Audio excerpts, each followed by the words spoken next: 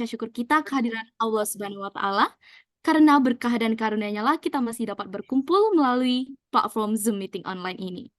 Selawat serta salam juga tak lupa kita curahkan kepada junjungan kita Nabi besar Muhammad Sallallahu Alaihi Wasallam. Hadirin sekalian, perkenalkan saya Zelka Dapala selaku moderator untuk agenda International Politics Forum dengan tema Indonesia-Turkey Cooperation in Palestine. Untuk memulai secara resmi acara kita pada siang hari ini, kita akan dengar welcoming remarks dari Executive Director kepada Bapak Aprilian Sena. Kepada Bapak Aprilian Sena, waktu dan tempat kami persilahkan.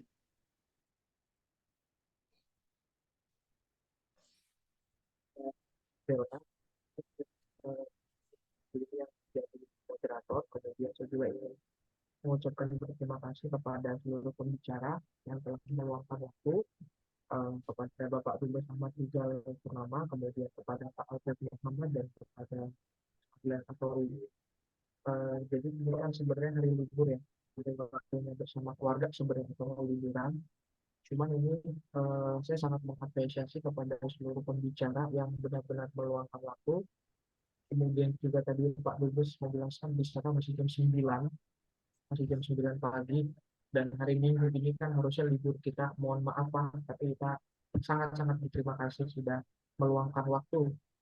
Eh, Kemudian juga kepada seluruh peserta yang meluangkan waktu untuk hadir dan membahas tentang Palestina. Sebenarnya kalau Pak Ahmad Rizal Purnama ingat, kita sebenarnya pernah undang Bapak juga kalau nggak salah, waktu itu berbarengan dengan Dubes Kuwait ya.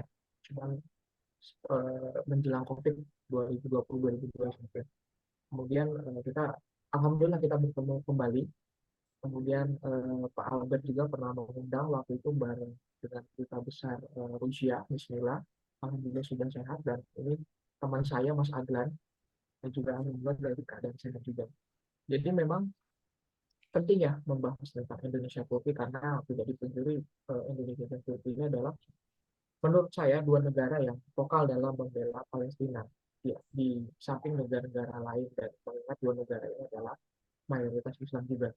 Jadi tujuan diselenggarakannya acara ini adalah kita ingin mengetahui bukti nyata atau kerjasama nyata atau tindakan konkret yang sudah dilakukan dua negara ini, baik sebagai mayoritas negara Islam, kedua sebagai negara yang berdaulat dan memiliki pengaruh besar.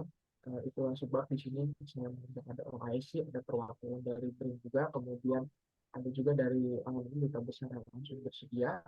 Jadi kita bisa mendapatkan informasi yang akurat yang kemudian nanti bisa dibagikan ke beberapa teman. Nah, mungkin itu aja yang singkat yang bisa saya sampaikan.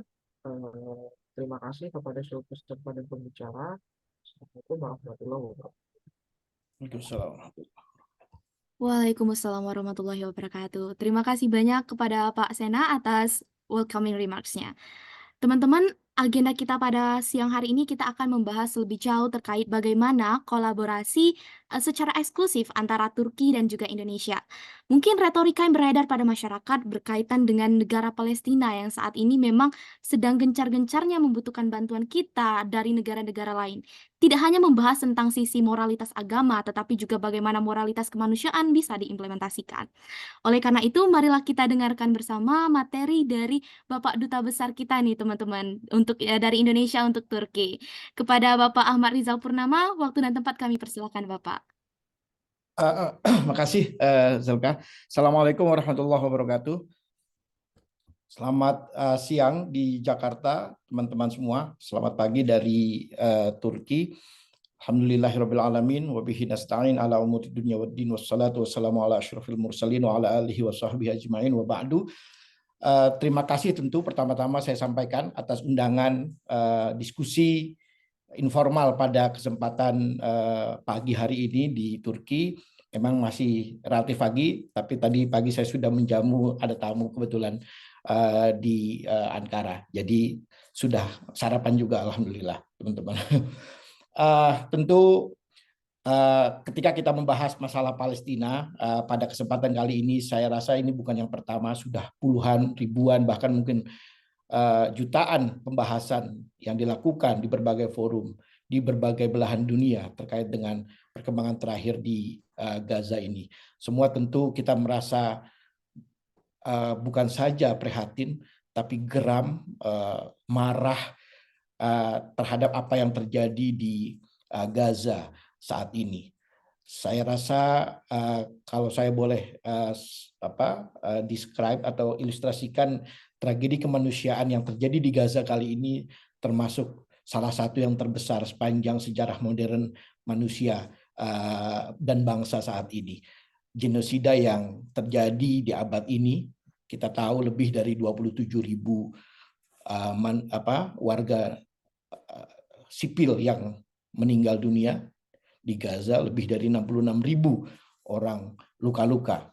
Apalagi kita dengar terakhir adanya penghentian dana UNRWA dari berbagai donor karena adanya semacam prasangka atau tuduhan dari pihak Israel yang menyatakan bahwasanya salah satu atau beberapa anggota dari UNRWA terlibat dalam gerakan Hamas. Di saat teman-teman semua tentu kondisi kemanusiaan yang sangat luar biasa terjadi di Gaza, di mana UNRWA adalah satu-satunya saat ini lembaga dari PBB yang bergerak di bidang kemanusiaan terkait masalah kemanusiaan di Palestina. Sebelum saya mulai dari apa yang saya ingin sampaikan, tentu Indonesia dan Turki tadi apa yang sudah disampaikan oleh moderator dan juga Executive Director menyampaikan bahwasanya memang kita memiliki pandangan yang kurang lebih sama ya. Jadi dari nanti kita bisa lihat seberapa kesamaan pandangan antara Indonesia dan Turki itu sendiri. Kalau memang secara ideologi konstitusional tentu dua negara ini memiliki kepedulian yang besar terhadap problem masalah keumatan, karena bukan hanya masalah yang berlandaskan agama tentu, tapi lebih kepada jauh dari itu adalah konstitusi masing-masing negara memandatkan kita untuk berkontribusi pada perdamaian dunia.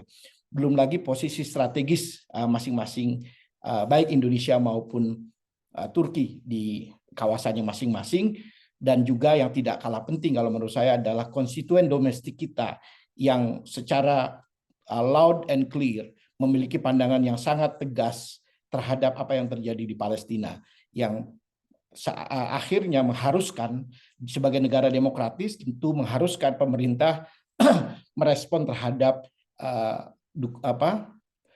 pressure ataupun permintaan ataupun pandangan daripada domestik konstituennya. Itu kira-kira secara garis besar kenapa Indonesia dan Turki memiliki pandangan yang kurang lebih sama kalau bicara tentang isu Palestina. Teman-teman semua, apa yang terjadi di Gaza, saya melihat ada 4 hal makna atau arti yang apa yang saat ini terjadi di Gaza.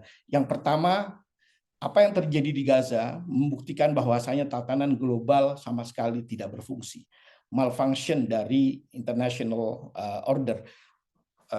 Tatanan hukum internasional tidak bisa lagi menghadapi apa yang dilakukan oleh Israel terhadap rakyat Palestina. DKPBB yang diharapkan mampu menjadi kendaraan untuk menjaga perdamaian dan keamanan internasional, dipastikan yang sudah kita lihat dalam 3 bulan terakhir, mandul, tidak bisa bekerja dengan baik, tidak bisa menghadapi tragedi kemanusiaan yang terjadi. Memang kita tahu tatanan dunia yang saat ini adalah sudah obsolete. Itu juga disampaikan oleh Sekjen PBB yang menyatakan bahwasanya sebetulnya DKPBB atau PBB secara keseluruhan karena lahir pasca Perang Dunia Kedua tentu sudah tidak lagi mampu menghadapi tantangan yang ada pada saat ini. Jadi itu kembali membuktikan apa yang terjadi di Gaza, membuktikan bahwasanya tatanan global sama sekali tidak berfungsi. Yang kedua yang kita bisa tarik makna dari apa yang terjadi di Gaza adalah setiap negara, kita bisa lihat saat ini, kita bisa saksikan warna asli dari setiap negara, true color of the nations. Kita bisa melihat mana negara yang memiliki komitmen terhadap kemanusiaan, mana negara yang hanya menjadi antek dari negara lain, mana negara yang hanya terlihat mengedepankan kepentingannya sendiri, dan mana negara-negara yang betul-betul memiliki komitmen terhadap kemanusiaan dan tentu dalam konteks OIC dalam konteks OIC tentu selain kemanusiaan yaitu keumatan. Itu yang bisa kita saksikan dari apa yang terjadi di Gaza. Nanti kita bisa bahas ketika kita membahas pandangan-pandangan masing-masing negara baik di berbagai forum dunia. Yang ketiga, tentu makna yang terkandung dalam apa yang terjadi di Gaza adalah end of human rights values. Jadi nilai-nilai kemanusiaan sudah tidak lagi dihargai sama sekali. Negara-negara pengusung demokrasi dan HAM seharusnya tidak punya moral kompas untuk bicara tentang HAM setelah kejadian apa yang terjadi di Gaza, setelah mereka selama ini diam 1000 bahasa terhadap apa yang terjadi di Gaza. Mereka terlihat sekali memiliki double standard. Dibuktikan dengan kejadian apa yang terjadi di Gaza ini. No more lecture about human rights. Kita lihat. Dan kita akan saksikan ke depan. Kelihatannya apa yang terjadi di Gaza akan memecah negara-negara menjadi apa yang disebut dengan mereka-mereka yang berada di wrong side of the history, ada yang berada di right side of the history. Saya bisa bayangkan ketika dulu terjadi apa yang disebut Holocaust misalnya. Sekarang orang-orang merasa mereka berhutang kepada Israel karena kejadian Holocaust. Ya, ke depan mungkin kejadian di Gaza akan menjadi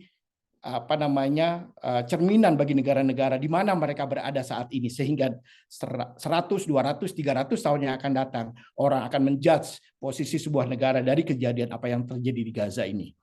Dan yang terakhir tentu makna yang ada di Gaza adalah titik nadir kalau menurut saya dari sebuah peradaban kemanusiaan.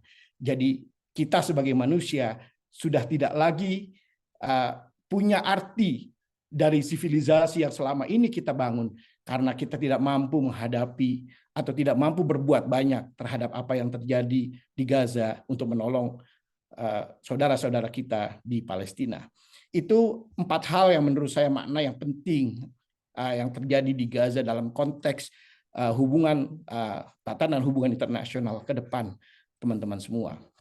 Lalu ketika bagian kedua saya akan bicara tentang apa yang dilakukan Indonesia dan Turki dan isu-isu apa utama yang terus didorong Indonesia dan Turki dalam konteks penyelesaian masalah di Gaza. Tentu ada 3 isu utama yang selama ini didorong oleh Indonesia dan Turki, teman-teman semua. Yang pertama adalah immediate and permanent ceasefire. Ini adalah isu utama di mana kalau kita mau menghentikan kekejaman atau tragedi kemanusiaan, maka mau tidak mau kita harus lakukan apa yang disebut dengan immediate ceasefire. Tentu yang kedua, isu utama yang kedua adalah unhindered humanitarian assistance. Bantuan kemanusiaan harus segera diberikan kepada mereka-mereka yang membutuhkan di lapangan. Yang ketiga tentu yang kita angkat, yang selalu kita dorong isu antara Indonesia dan Turki adalah penyelesaian masalah root causes of the issue, yaitu berdirinya negara Palestina yang kita yakini two-state solution adalah satu-satunya cara sebagai jalan keluar akhir dari penyelesaian konflik yang berkepanjangan antara Palestina dan Israel ini. Ada beberapa isu lainnya selain 3 pokok isu utama yang tadi saya sampaikan.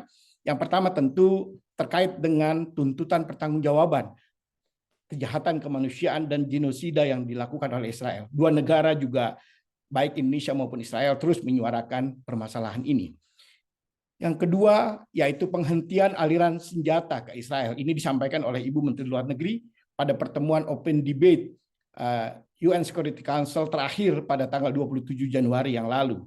Yang ketiga tentu terkait dengan pelindungan warga negara baik warga negara Indonesia maupun Turki dari Gaza, dari Palestina. Ini kedua negara juga memiliki kesamaan pandangan yang dilakukan oleh kedua negara menghadapi situasi di Gaza terakhir. Itu terkait dengan isu pokok utamanya. Lalu kita bicara tentang apa yang dilakukan oleh dunia, termasuk di antara Indonesia dan Turki dalam menghadapi upaya mendorong penyelesaian masalah Gaza. Tentu forum yang paling tepat dan harus mengambil aksi pertama dan utama adalah Dewan Keamanan PBB. Kita tahu saat ini komposisi daripada Dewan Keamanan PBB tentu konstelasinya sangat kompleks. Belum kita bicara tentang P5 misalnya, permanent member yang 5 negara itu. ada yang E10 yaitu 10 negara yang elected sebagai non-permanent member. Tentu keduanya memiliki pandangan kepentingan yang berbeda terkait dengan berbagai isu di Dewan Keamanan PBB, termasuk juga isu Palestina. Yang kedua, tentu konstelasi antara P3 dan P2. Antara P5 sendiri, mereka-mereka yang duduk menjadi anggota tetap Dewan Keamanan PBB juga memiliki pandangan yang berbeda. P3 yaitu Amerika, UK, dan Prancis tentu memiliki pandangan yang selalu saja berbeda dengan P2 yaitu RRT dan Rusia, termasuk dalam konteks hubungan isu di Palestina atau Gaza ini.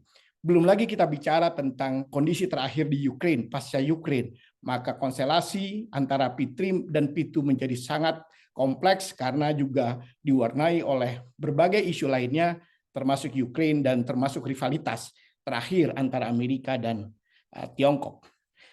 Selain itu sendiri, kalau kita bicara tentang isu Gaza di Dewan Keamanan PBB, maka sangat kontras sekali kepentingan di antara negara-negara yang ada di Dewan Keamanan PBB. Beberapa negara, khususnya Amerika misalnya dan sekutunya, selalu mengedepankan pandangan yang mengutuk Hamas, tentu memberikan legitimasi terhadap apa yang disebut dengan self-defense bagi Israel. Fokus utama mereka adalah pelepasan sandera oleh Hamas, dan yang selalu juga dikumandangkan adalah bagaimana mengadres masalah terorisme yang menyangkut masalah Hamas dan organisasi-organisasi yang mereka anggap sebagai teroris menurut pandangan mereka. Itu adalah bagian besar daripada pandangan negara-negara AS dan sekutunya, tetapi yang non-AS dan sekutunya, mereka mengedepankan yang rasional, yaitu ceasefire, kutuk kekerasan apapun bentuknya, siapapun yang melakukannya, dan yang tiga adalah bagaimana memastikan bantuan kemanusiaan bisa masuk ke Gaza secepat-cepatnya. Dua pandangan inilah yang membuat selama beberapa lama, dalam 3 bulan terakhir, Deka, saya bisa sebut mandul sama sekali, kalau tidak dibilang betul-betul tidak mampu berbuat apa-apa terkait dengan apa yang terjadi di Gaza. Meskipun ada 2 resolusi DK yang sempat nanti saya coba jelaskan sedikit, yang bisa dikeluarkan, bisa diadopsi, tetapi semuanya diwarnai oleh perdebatan masalah hak self defense-nya Israel, tidak maunya adanya ceasefire karena menutup peluang Israel untuk menyerang balik Hamas dan lain-lain. Ini adalah konstelasi yang terjadi di Dewan Keamanan PBB. Nah, ketika Dewan Keamanan PBB tidak berhasil melakukan tugasnya, artinya tidak bisa mengambil aksi, take action dalam konteks mengeluarkan resolusi, maka SMU PBB dalam hal ini bisa digunakan oleh negara anggota sebagai jalan pintu, sebagai pressure, semacam pressure event untuk negara-negara yang selama ini menolak. Maka 2 kali Dewan Keamanan PBB gagal melakukan tugasnya, mengambil aksi untuk mengadopsi resolusi, yaitu pada 18 Oktober dan pada tanggal 8 Desember langsung diikuti oleh apa yang disebut dengan Emergency Special Session di SMU PBB yang syukur alhamdulillah mayoritas negara masih rasional, masih melihat isu kemanusiaan di atas isu politik. Maka kita lihat beberapa resolusi SMU PBB, meskipun tentu kita tahu tingkat resolusi ini tidak seperti DKPBB karena tidak mempunyai nilai paksa, maka tetapi tetap saja memberikan message yang kuat kepada dunia bahwa saja dunia internasional masih rasional dan masih memiliki hati nurani dalam memandang atau melihat permasalahan apa yang ada di Gaza itu sendiri. Sehingga kalau kita lihat misalnya emergency session yang pertama pada tanggal 27 Oktober yang negara-negara yang oke terhadap resolusi 120, tetapi pada bulan Desember yang oke mendukung resolusi melonjak menjadi 153 negara. Dari yang abstain 45 pada bulan Oktober menjadi hanya 23 yang abstain. Sejumlah negara EU bahkan voting yes bertambah menjadi 19 negara, dan mereka lebih mendukung kepada resolusi terkait dengan Gaza ini, meskipun Amerika dan beberapa negara, kurang lebih 10 negara yang tetap vote against dari resolusi itu sendiri. Itu situasi yang terjadi di DKPBB, teman-teman semua. Di DKPBB terjadi 2 kali, setidaknya dalam catatan saya, berhasil mengadopsi resolusi. Yang pertama, resolusi mengenai humanitarian ceasefire yang sifatnya temporary, betul-betul humanitarian post and corridors di Gaza saat itu. Jadi karena ada desakan yang luar biasa, maka resolusi didukung oleh 12 negara, termasuk Perancis dan RRT, yang abstain 3, Amerika, Inggris, dan Rusia. Rusia dalam konteks yang berbeda melakukan abstain karena merasa pandangannya yang lebih keras untuk Gaza tidak diakomodir, maka dia mengambil posisi abstain, tetapi tidak ada yang memveto. Maka resolusi DK 2712 berhasil diadopsi. Dan terakhir adalah resolusi tanggal 22 Desember yang diusung oleh United Arab Emirates. Itu adalah resolusi DKPBB 2720 mengenai scaling up and monitoring aid in Gaza, di mana sebetulnya proses perundingannya awalnya itu di backup penuh oleh 7-8 negara core grup dari OIC, termasuk Indonesia dan Turki. Namun pada perkembangannya, karena Amerika terus mengancam untuk memveto, maka UAE, Mesir, Palestina, dan AS melakukan negosiasi tersendiri tanpa melibatkan banyak negara, yang akhirnya menghasilkan resolusi yang mereka sepakati, tetapi sangat mengecewakan hasilnya bagi banyak negara, termasuk Indonesia dan core group dari OIC dan beberapa negara DK lainnya yang memang tidak diajak untuk proses negosiasi karena runrest-nya atau rancangan resolusi yang berhasil diadopsi yang disepakati oleh Amerika sangat lemah. Misalnya satu, awal teksnya mengatakan call for urgent suspension of hostilities, artinya meminta segera dilakukannya penghentian kekerasan atau kekerasan, tetapi yang diganti dengan kata-kata call for urgent steps to create condition for sustainable cessation of hostilities. Jadi hanya mengambil langkah-langkah yang memungkinkan suatu kondisi dapat adanya penyelesaian, tidak adanya kekejaman atau permusuhan di antara pihak-pihak yang bertikai. Jadi sangat lemah bahasanya, sehingga banyak negara yang sangat kecewa terkait dengan resolusi DK 2720 ini, tetapi banyak negara yang tidak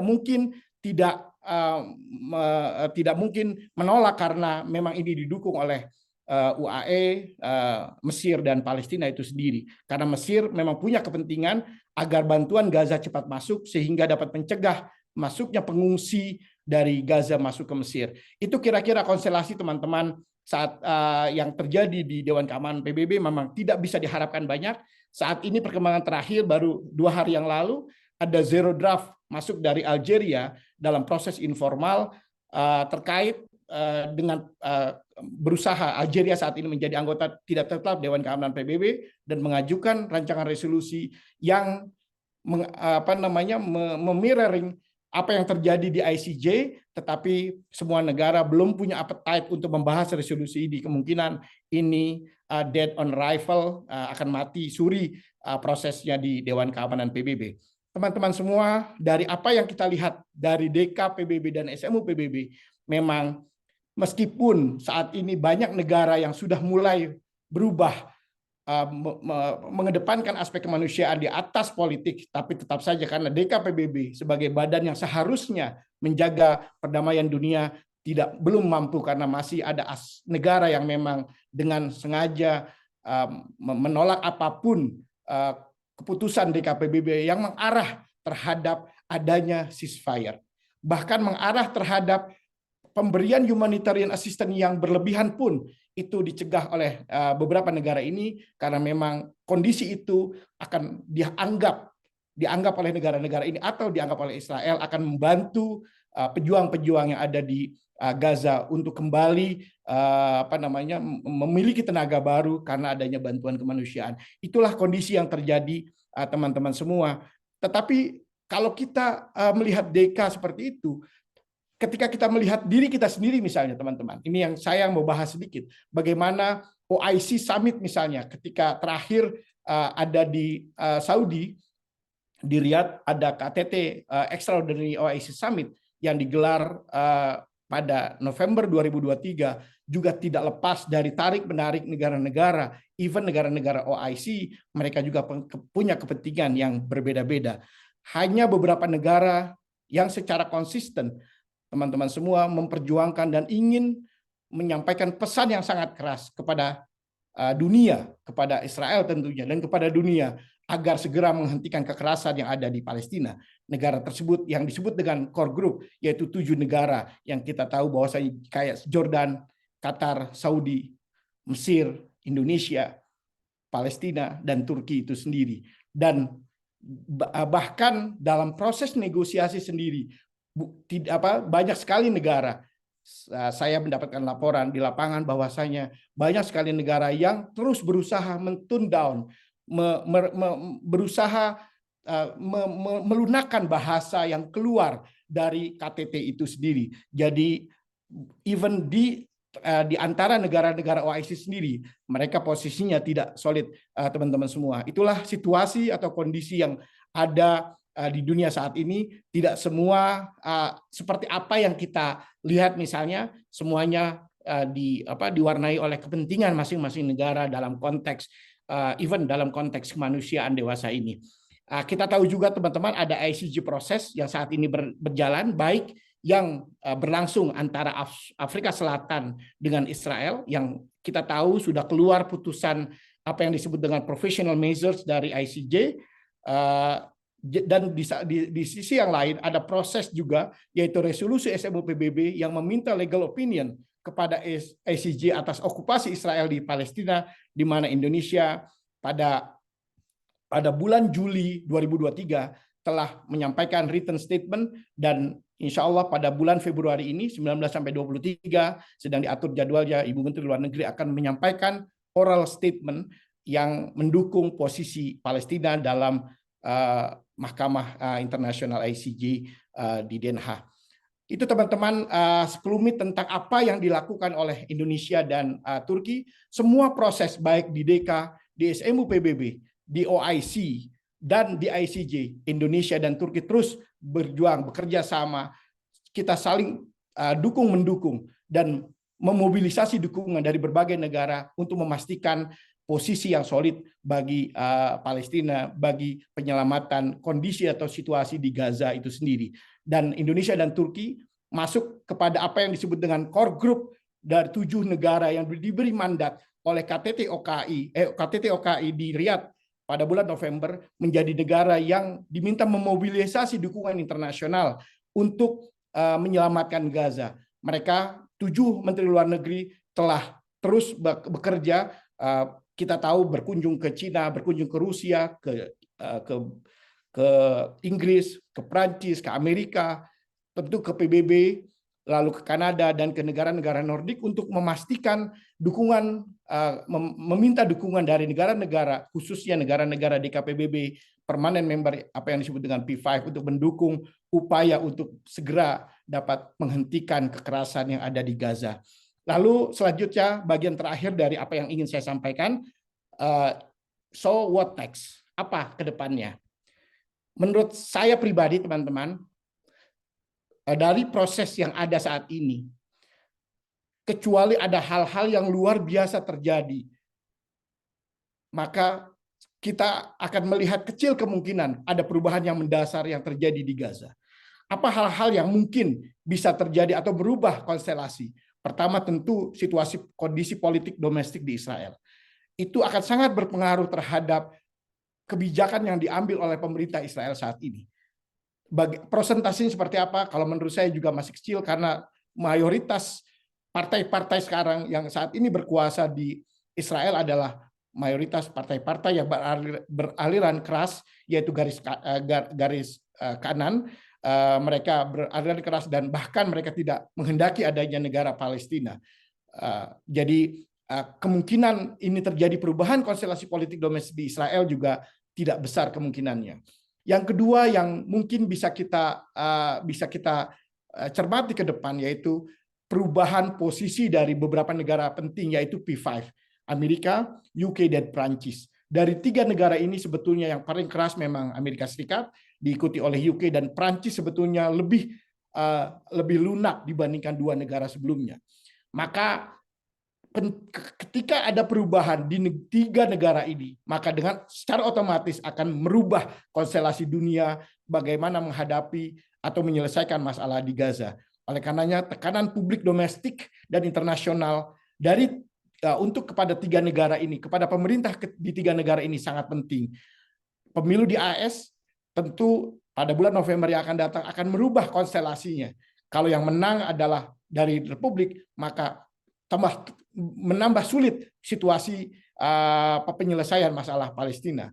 Yang tentu yang terakhir, yang paling penting adalah adanya kepentingan keamanan nasional dibandingkan kepentingan mereka secara politik dengan Israel.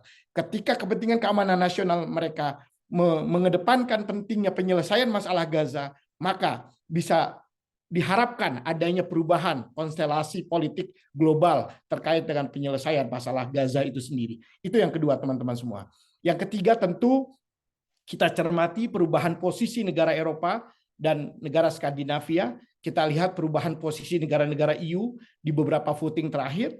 Kita lihat juga bagaimana posisi mereka di masalah pendanaan UNRWA, di mana negara-negara seperti Irlandia, Skotlandia, Belgia, Luxembourg, Norwegia, Slovenia, Portugal, dan Spanyol bahkan bukan memutus pendanaan untuk UNRWA, bahkan sebagian dari mereka melipat gandakan pendanaan mereka kepada UNRWA. Ini posisi yang cukup menarik dan kita harapkan terus bergulir sehingga dukungan terhadap penyelesaian masalah Gaza akan semakin baik.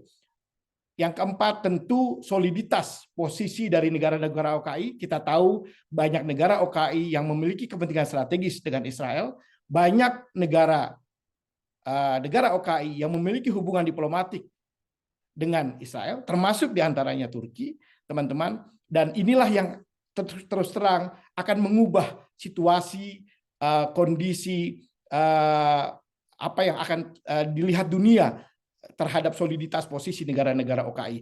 Yang terakhir tentu perkembangan yang ada di Red Sea, di Laut Merah, situasi keamanan di Laut Merah juga akan sedikit mengubah kondisi dari penanganan masalah Gaza ke depan. Dan terakhir, teman-teman, ada proses saat ini yang sedang berjalan di balik layar, tidak menggunakan kendaraan Dewan Keamanan PBB, di mana Amerika, Mesir, dan Qatar sedang berbicara dengan Hamas, termasuk diantaranya juga Turki, ya secara informal, tetapi 3 negara itulah yang sebetulnya lagi coba mencari formula bagaimana kompensasinya adalah tidak penyelesaian yang menyeluruh, tapi setidaknya ada humanitarian pause dalam jangka waktu yang lebih panjang dibandingkan yang pertama dulu yang hanya 1 minggu. Kemungkinan ini lebih panjang dengan kompensasi dikeluarkannya seluruh sandera Israel dari Gaza. Itu teman-teman yang saat ini sedang berjalan, yang saya bisa share kepada teman-teman, mudah-mudahan bisa memberikan gambaran sedikit di mana posisi Indonesia dan Turki dalam menyikapi perkembangan terakhir di Gaza. Yang saya bisa garis bawahi dan tekankan, kita selalu bekerja sama dengan Turki, Indonesia selalu bekerja sama dengan Turki untuk memastikan proses di berbagai forum internasional dapat mendorong penyelesaian yang menyeluruh terkait dengan apa yang terjadi di Gaza. Itu mungkin pendahuluan dari saya, mohon maaf agak sedikit lama, mudah-mudahan bisa sedikit memberikan gambaran. Terima kasih teman-teman. Terima kasih banyak Bapak Dubes atas pemaparan materinya, Pak. Jadi kita kalau membahas tentang kontekstual bagaimana Indonesia-Turki ini secara cooperation-nya memang sudah ada, Pak ya, karena mandat dari konstitusi yang sama dan juga terhadap pandangan kemanusiaan ya, Pak ya. Ya, Ya, saya rasa betul Pak. Jika kita berbicara tentang 3 negara yang cukup keras tadi nih Pak, misalkan kayak Amerika, UK, dan juga Prancis, jikalau misalkan Pak suatu saat nanti ada perubahan tatanan pada sistem pemerintahan, apakah ini juga bisa memungkinkan akannya ada penaikan perubahan juga pada Gaza Pak, dari segi kuantitatifnya? seperti apa yang saya sampaikan, memang semuanya masih hitung-hitungannya masih jikalau spekulasi dan lain-lain, tetapi memang satu hal yang pasti akan merubah posisi sebuah negara, yaitu jika kepentingan nasionalnya, khususnya kepentingan keamanan nasionalnya, itu membahayakan jika dia membiarkan apa yang terjadi di Gaza terus berlanjut. Ketika posisi ini misalnya terjadi di Amerika, terjadi di UK, terjadi di Prancis dan di negara-negara lainnya, maka otomatis mereka akan bersegera untuk mendorong penyelesaian masalah di Gaza karena menyangkut masalah kepentingan nasionalnya. Jadi kemanusiaan, saya rasa terus terang kita yang sebagai pejuang kemanusiaan masih harus bersedih dan tentu marah dengan situasi ini, tapi itulah realitas dunia saat ini. Misalkan. Baik, Bapak. Terima kasih banyak, Bapak, atas pemaparan materi yang sangat luar biasa, Bapak. Mungkin kita bisa nih menarik beberapa poin yang sangat penting dari persoalan antara kompleksitas yang terjadi di dunia saat ini, terususnya pada DKPBB ya, Pak. Oke, selanjutnya Bapak kita akan menuju ke pembicara kita kedua pada siang hari ini yaitu Bapak Albert Muhammad. Bapak Albert Muhammad, di sini kita akan membahas mengenai bagaimana pandangan terkait Bapak sebagai pengamat dan praktisi nih Bapak tentunya dalam menilai kerjasama antara Indonesia dan Turki saat ini. Kepada Bapak Albert Muhammad, waktu dan tempat kami persilahkan Bapak. Baik, terima kasih untuk waktunya Mbak Zelka Dapala. Sebelumnya, Assalamualaikum warahmatullahi wabarakatuh. Selamat pagi untuk Bapak Duta Besar Pak Ahmad Rizal Purnama di Ankara, Turki. Kemudian selamat pagi untuk Mas Adlan Antori dan juga selamat siang untuk Mas Sina dan kawan-kawan semua yang ada di Indonesia.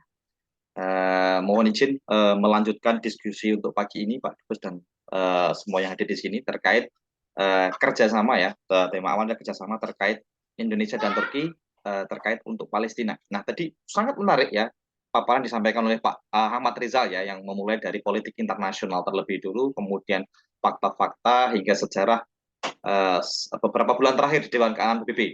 Terima kasih sekali Pak Ahmad atas informasi yang cukup detail. Nah, dari paparan dari Pak Ahmad tadi dapat kita melihat, dan saya juga sepakat yang pertama memang tatanan global yang juga sampai disinggung yang pertama oleh Pak Ahmad Rizal Purnama ya, bahwa ada standar ganda ya, ini muncul ketika tadi juga disampaikan ada diawali dari konflik tahun 2020 Rusia dengan Ukraina ya Pak ya.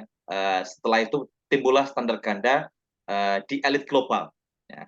Kemudian bagaimana sekarang ketika konflik yang terjadi lagi di Gaza ya, kalau kita sedikit melihat sejarah bahwa konflik Israel dan Palestina ini adalah konflik yang cukup panjang ya Pak Ahmad ya, yang sudah dimulai kurang lebih tahun 47-48 hingga sekarang 2023. Kalau tadi saya sempat menghitung-hitung ya, pasca 2000 itu kurang lebih ada 12 kali ya, 12 tahun konflik itu terjadi di Gaza Mbak Zelka dan teman-teman semua. 12 kali dan setiap tahunnya berbeda-beda. Nah, kalau kita lihat di tahun terakhir 2023, ini mohon direvisi kalau saya salah, ada kurang lebih 6 kali ya eskalasi konflik ya di Gaza antara Israel dan Palestina, 6 kali yang cukup panjang. Nah, jadi konflik ini sebenarnya bukan konflik yang terjadi sekali aja, tapi sudah sangat panjang. Nah, kenapa itu bisa terjadi? Nah, tadi juga sudah disampaikan di awal bahwa di luar memang ini topik agama ya, topik religi, tapi juga banyak topik atau tema yang lain bisa dibahas. Misalkan di Dewan Keamanan PBB selaku organisasi dunia yang membawai semua negara-negara di dunia, ternyata memang semua punya kepentingan masing-masing ya Pak Ahmad Rizal ya. Bahwa tadi disampaikan bahwa ada 3 negara sendiri yang mempunyai anggota pertama ya, yaitu US, kemudian Perancis dan UK ya, yang memang sangat keras, yang mempunyai suara yang cukup besar berbanding terbalik dengan anggota-anggota selanjutnya, misalnya P5 ya, di mana ada posisi Cina dan Rusia yang sangat bertolak belakang terhadap negara-negara kalau bisa dibilang US dan teman-temannya. Ya, masing-masing kalau bisa dibahas mereka punya counter tersendiri Pak Ahmad Rizal ya. Misalkan tadi juga sampaikan US mempunyai sebagai salah satu kompetitor dengan Cina misalkan di dalam bidang ekonomi. Counter mereka mungkin isu isu terkait Muslim di Cina ya, yang selalu diunggah misalkan itu. Kemudian juga hal yang sama terhadap Rusia, mereka punya counter attack juga terkait isu Ukraina. Nah, makanya tadi juga disinggung sama Pak Ahmad Rizal, Rusia sempat absen ya terkait dalam salah satu resolusi DKPBB.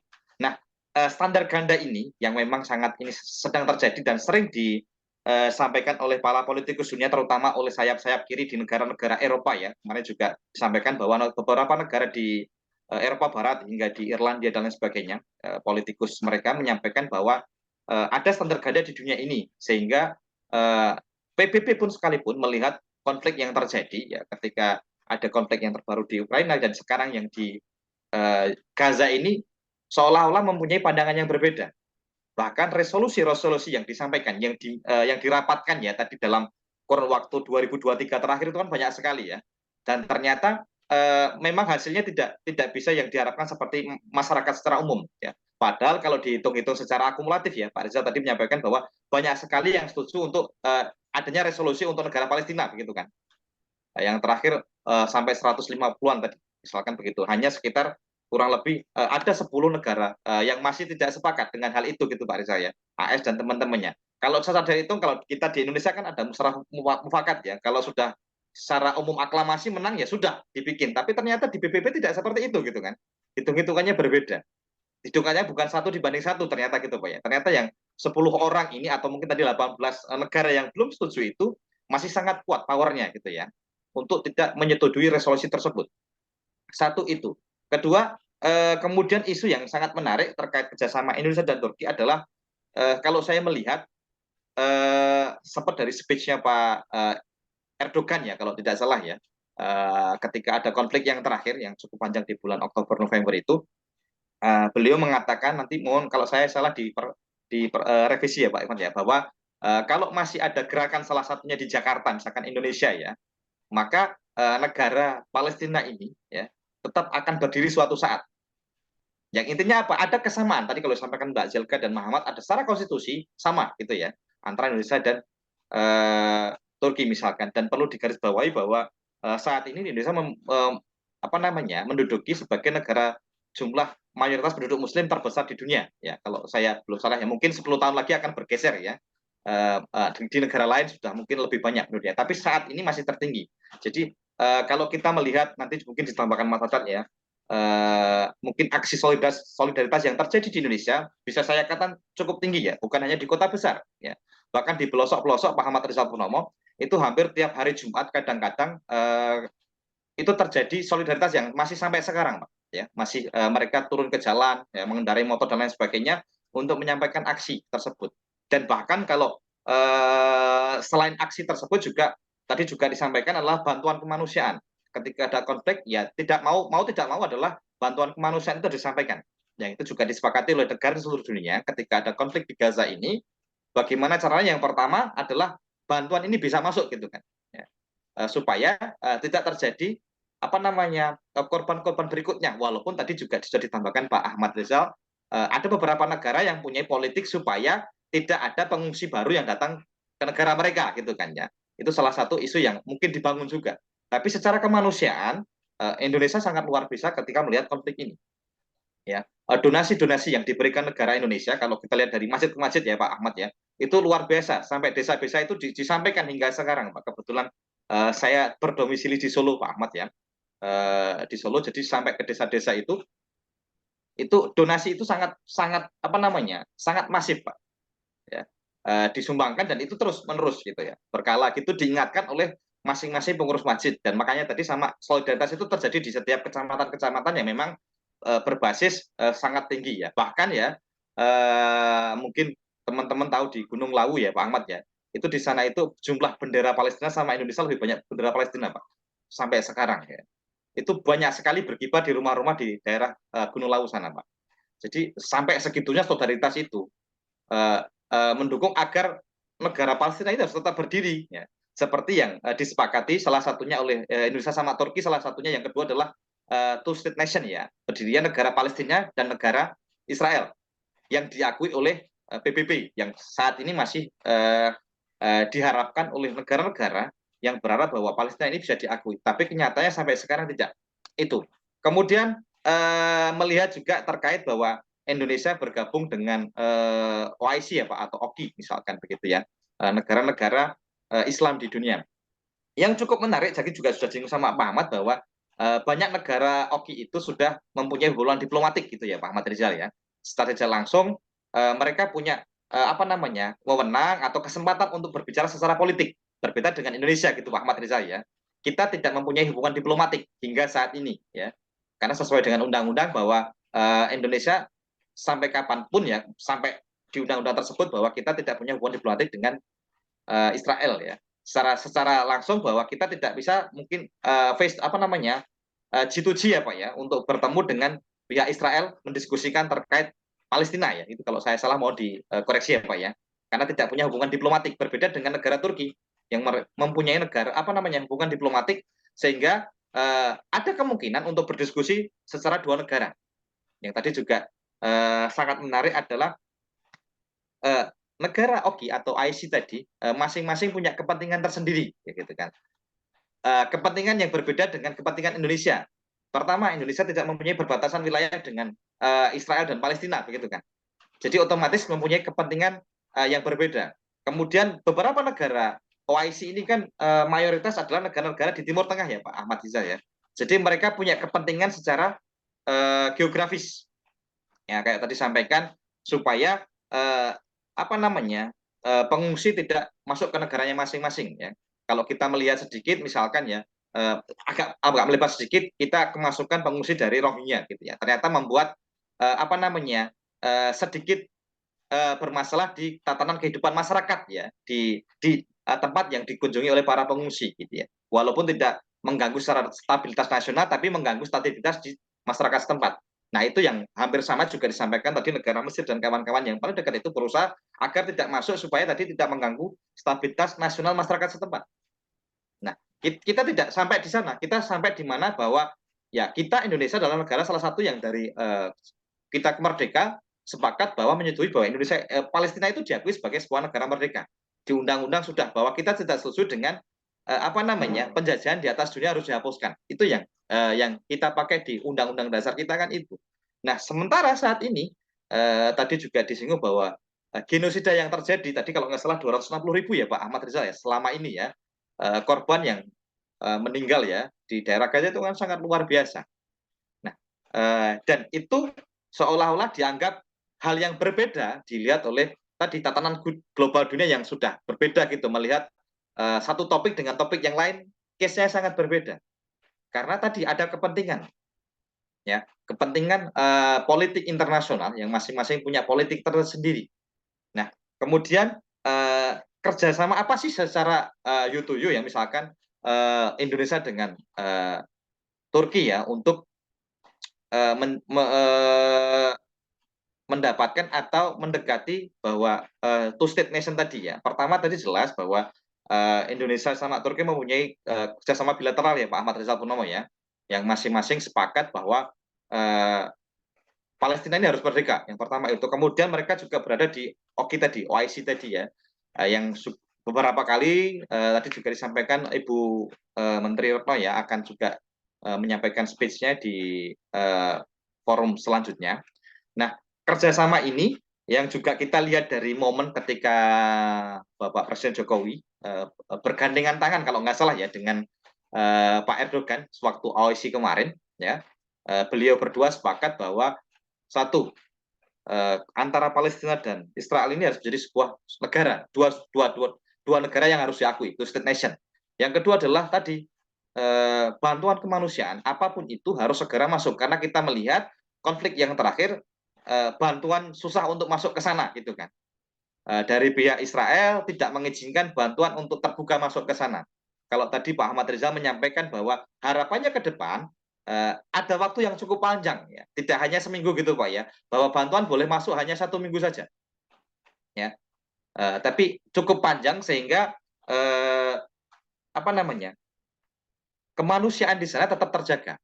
Dan yang menarik juga saya sepakat dengan Pak Ahmad Rizal adalah terkait apakah ini akan berjalan terus ya kata melihat konflik yang terjadi ini kan dari tahun 4748 hingga sekarang luar biasa sekali ya hampir 50 60 tahun lebih ya berapa ya 70 tahun ya sangat panjang sekali ya dari 4748 hingga sekarang.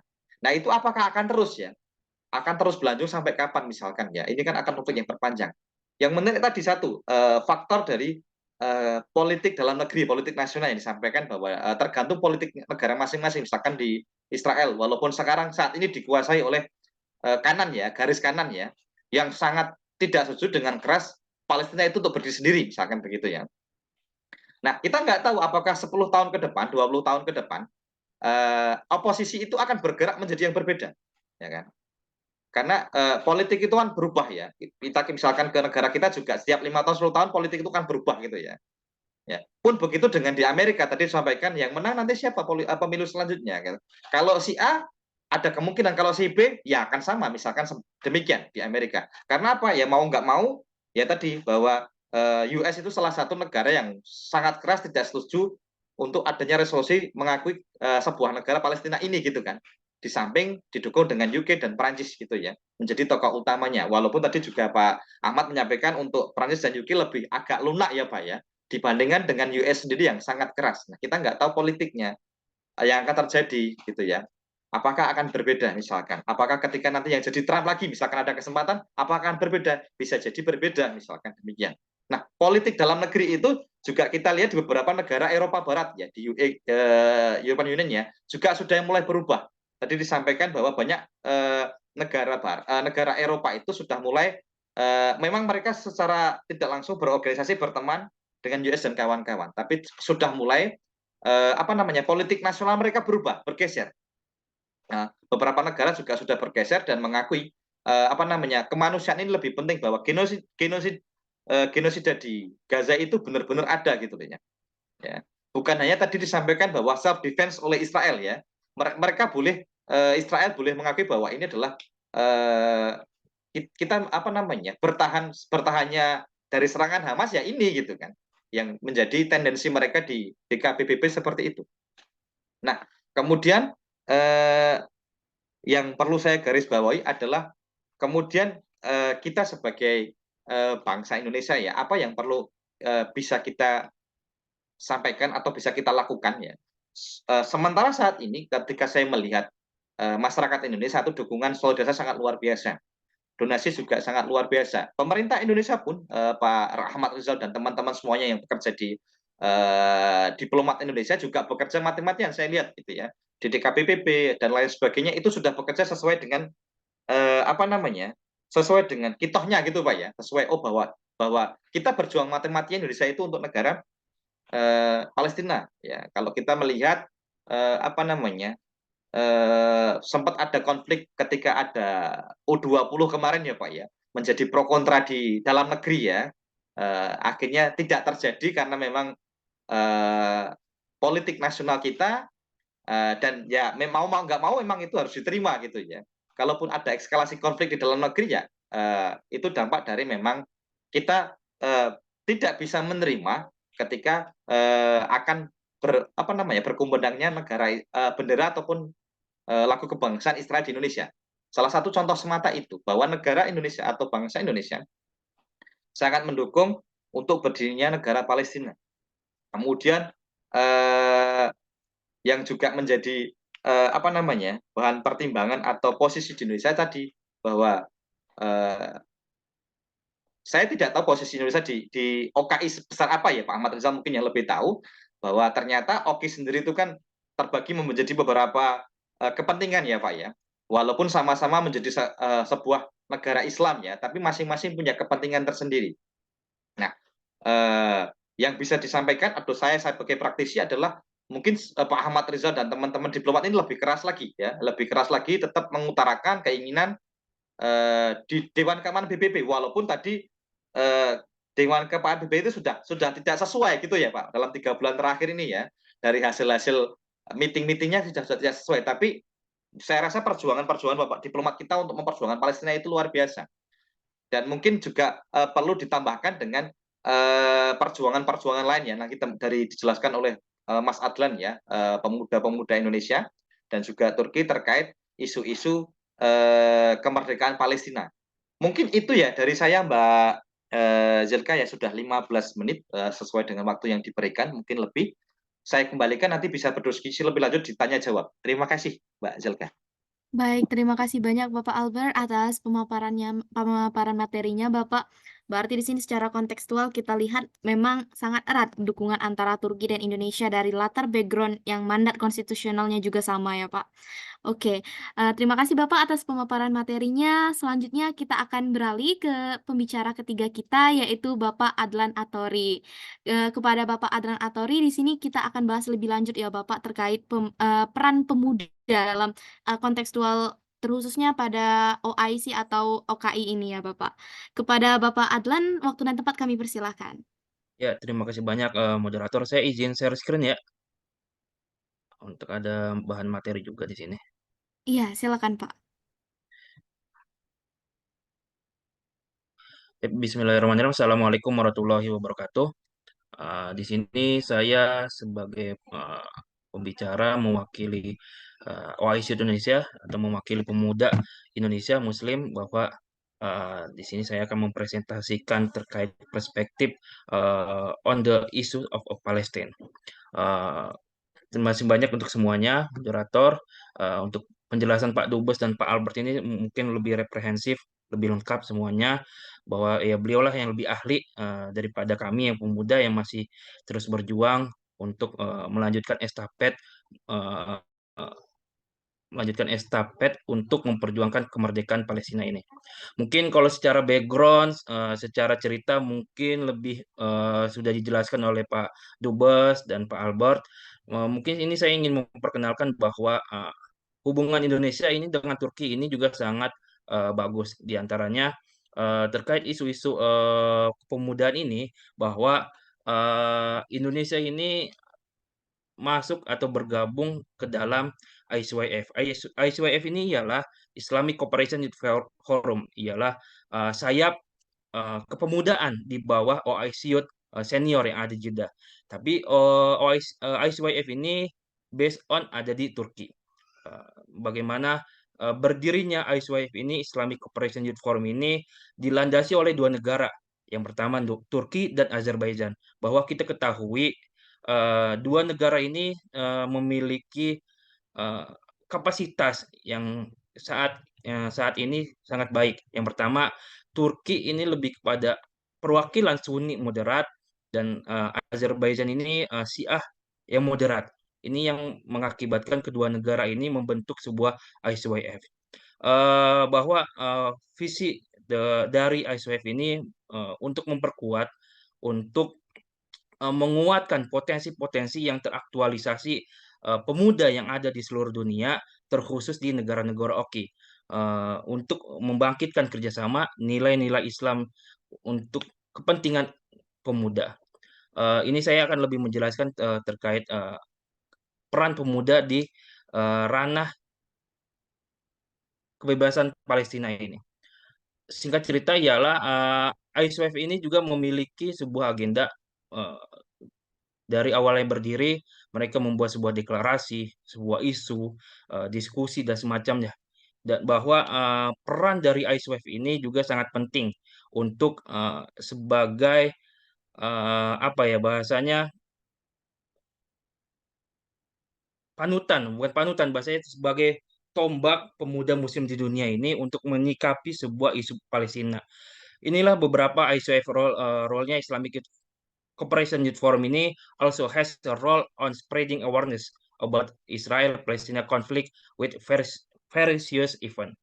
Bahwa di sini sangat jelas sikap bahwa ISWF ini yang ada di Turki, ISWF ini juga based on-nya ada di Istanbul, menyikapi kecaman-kecaman juga terhadap Palestina ini, bahwa yang terjadi pada Oktober kemarin, ISWF juga mengeluarkan statement kekecaman mereka terhadap isu-isu Palestina ini, penyerangan Israel terhadap Palestina.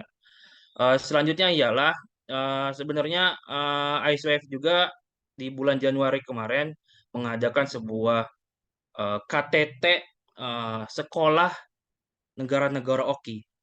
Dalam KTT tersebut juga membahas terkait isu-isu Palestina, bahwa pemuda kedepannya merupakan sebuah memiliki efek potensi yang bagus, bahwa pemuda di sini juga dapat memberikan negosiasi, dapat memiliki peran yang positif, memiliki peran yang sangat baik ke depannya. Dan di dalam forum KTT ini juga membahas bagaimana apakah border yang ada di Rafah ini bisa dibuka atau tidak, apakah aman atau tidak. Itu yang kemarin dijelaskan pada forum KTT OIC High School Summit di Istanbul.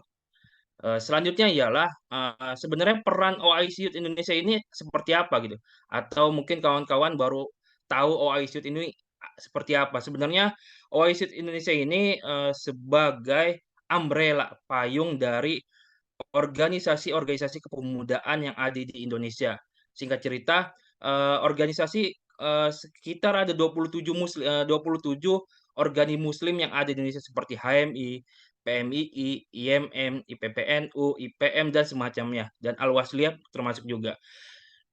Jadi organisasi OIC ini sebagai organisasi payung memiliki wadah yang besar, mengakomodir 27 organisasi Islam yang ada di Indonesia.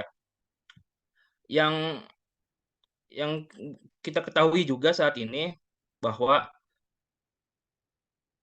Vice President ICYF region Asia Pasifik ini dari orang Indonesia, atau namanya Bang Tantan Taufik Lubis, atau kami panggil juga Bang Tolub, bahwa beliau juga merepresentasikan kondisi isu-isu muslim yang ada di dunia, atau bisa disebut juga isu-isu komunitas minoritas muslim yang ada di dunia, nggak hanya soal Palestina, Uighur, Rohingya, dan Patani dan Moro begitu juga. Dan beliau pun sebagai tangan kanan untuk terkait isu-isu yang ada di Asia Pasifik. Dalam rapatnya pun setiap General Assembly, dalam rapat tahunan dan rapat bulanan, beliau juga menyuarakan bahwa isu Palestina ini sangat penting. Isu Palestina ini menjadikan makanan sehari-hari kita.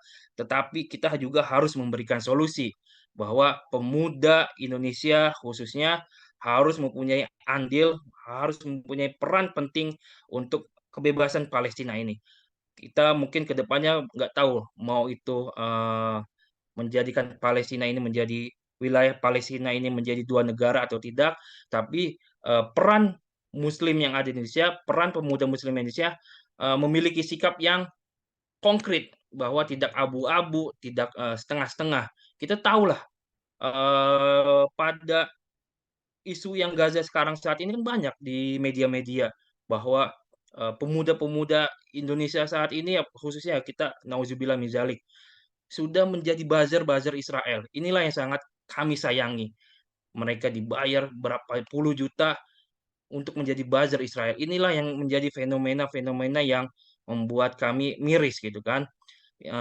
Khususnya OIC Indonesia akan terus berjuang, harus melibatkan stakeholder-stakeholder, mengumpulkan massa untuk membela Palestina. Begitu juga OIC Indonesia memiliki visi-visi yang pertama tentang advokasi tentang kepemudaan, yang kedua mendukung pembangunan berkelanjutan, yang ketiga mempromosikan edukasi secara formal dan baik non formal, yang keempat ialah menguatkan nilai-nilai value kepemudaan, yang kelima ialah melakukan antar dialog terkait Islam dengan agama-agama lainnya. Begitu juga dalam satu periode ini kami OIC Indonesia juga periodenya 2019-2024, dan insya Allah di tahun ini juga kami akan melakukan kongres, melakukan regenerasi kepemimpinan baru. Ya bisa dibilang OIC ini hampir sama kayak Presiden Indonesia, jabatannya 5 tahun.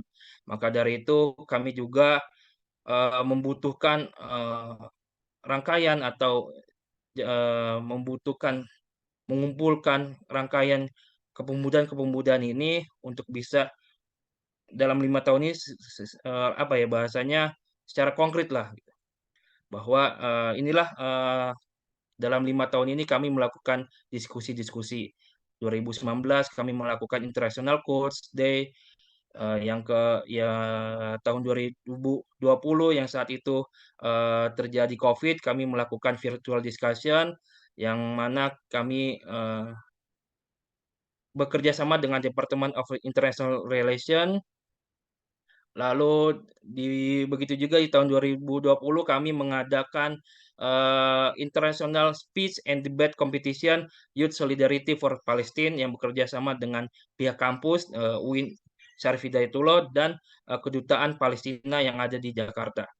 Lalu kami mengunjungi salah satu politisi yang ada di kedutaan, dan kami pun setiap tahun dan begitupun setiap bulan kami terus melakukan aksi. Ini mungkin secara ringkas saja fotonya yang ada di 2022-2023, tapi setiap tahunnya kami terus selalu berkoordinasi, selalu berkolaborasi untuk menyatukan suara terhadap Palestina ini. Bahwa benar kalau kata Pak Albert, kalau di kota-kota besar ini kan mungkin besar ya Pak ya, aksinya sampai ke pelosok-pelosok. Tapi kami juga agak menyayangkan terkait aksi ini, ada beberapa oknum apa ya bahasanya, nggak mau bergabung untuk menyuarakan Palestina. Mereka hanya ingin nafsi-nafsi lah sendiri-sendiri untuk melakukan aksi gitu. Tapi kami tetap konsisten untuk menyuarakan Palestina.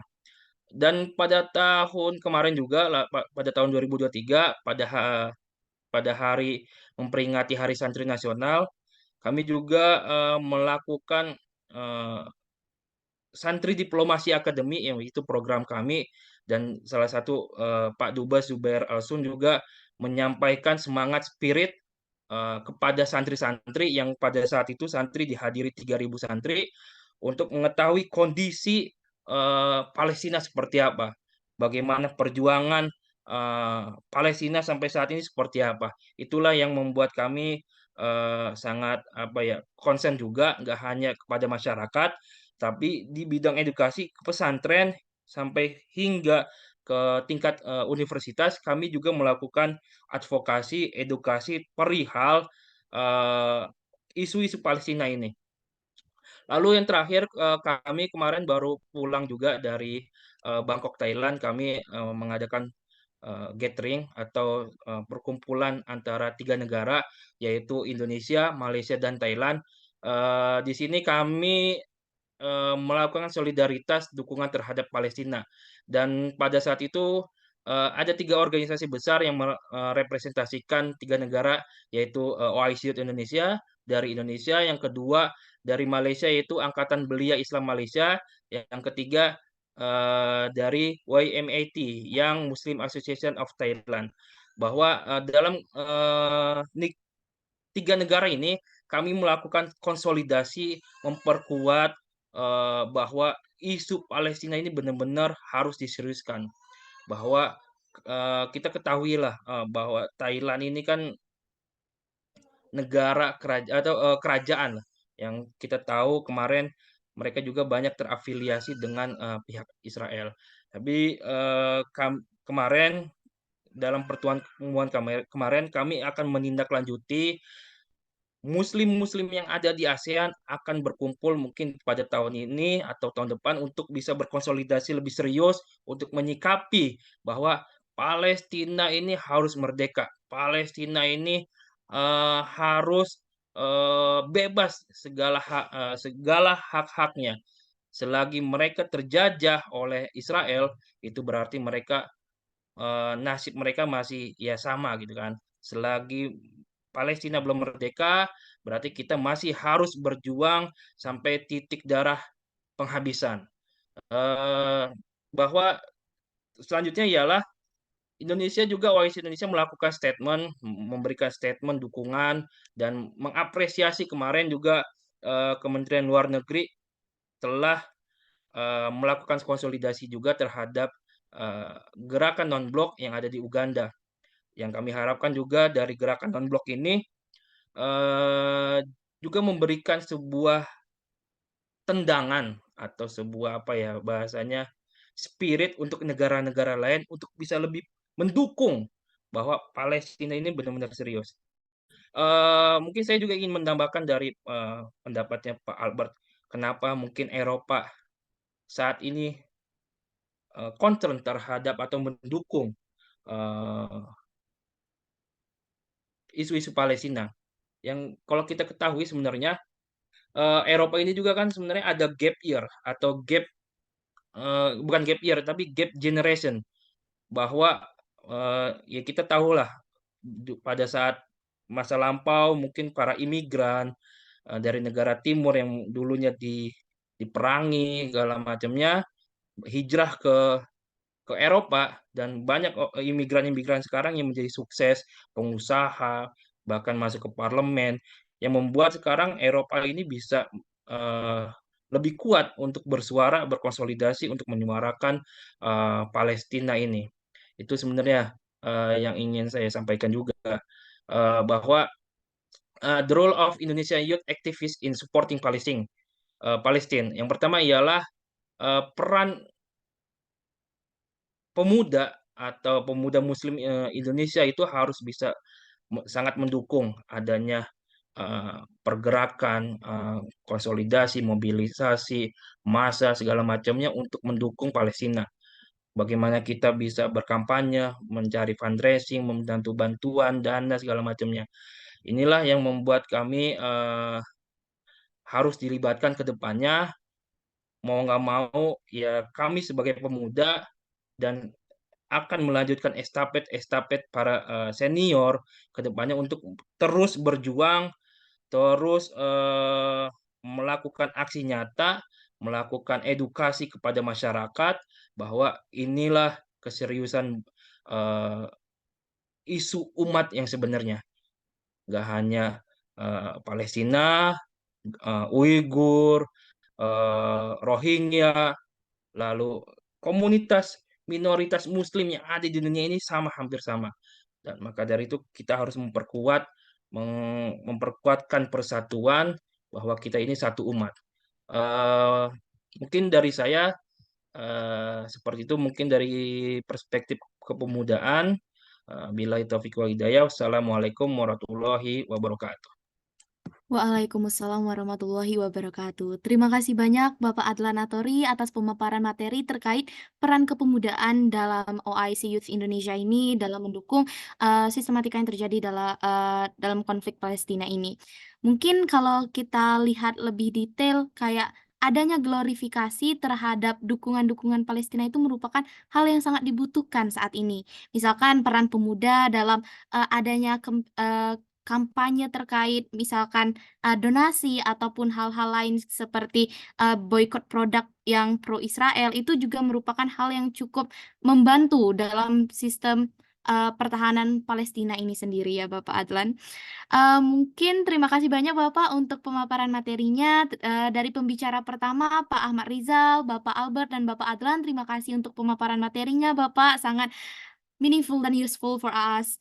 Nah, mungkin selanjutnya kita bisa masuk ke Q&A session ya, Bapak. Izin untuk rekan-rekan dan teman-teman sekalian yang jikalau ada hal yang ingin ditanyakan bisa raise hand terlebih dahulu. Silakan jikalau ingin bertanya nih, kita langsung official ke para expertnya nih, teman-teman.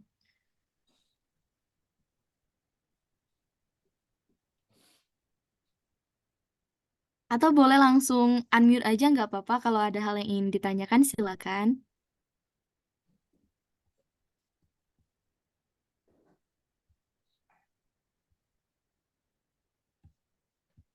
Oke, sambil menunggu terkait teman-teman yang ingin bertanya, mungkin kita bisa bahas lagi nih Pak dikit terkait mengenai konflik Palestina saat ini dengan Israel. Mungkin kalau dari segi perspektif HAM ini kan bisa kita kategorisasikan sebagai bentuk genosida ya Pak.